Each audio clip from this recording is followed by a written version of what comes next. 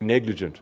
According to the findings of the report, 5 teachers were found to have failed to reasonably discharge their roles and responsibilities. The report further stated that educators did not take all reasonable steps to protect the safety and well-being of learners.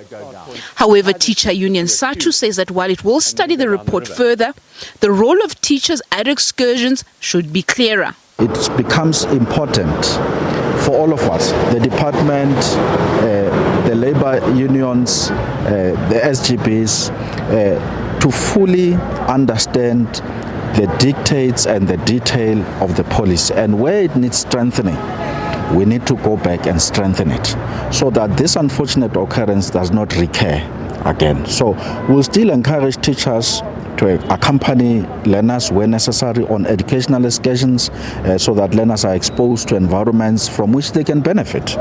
But we need to strengthen the policy as it stands to say how many should be there, and the roles of the teachers should be maybe much more clearer in the policy to say what is your role from the beginning of the trip until the learners are delivered back at the end of the trip. Some parents agree with the suggestion to assess the number of those responsible for learners at excursions. Sometimes it's the fault of the government.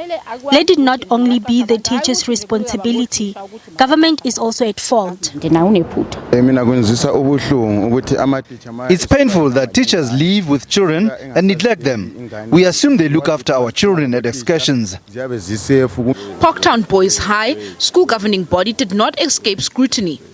The National Organization for Governing Bodies, FETSA, says schools do have good regulations and internal policies. The governing body is ultimately responsible for the safety of the learners, and they must ensure that the principal and all the staff members exercise it with caution and care in the planning and execution, follow the internal policies, and also report back to the governing body.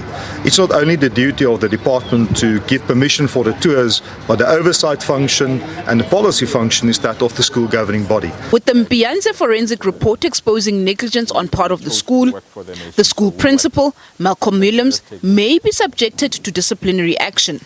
Mahlako Komani, SABC News, Johannesburg.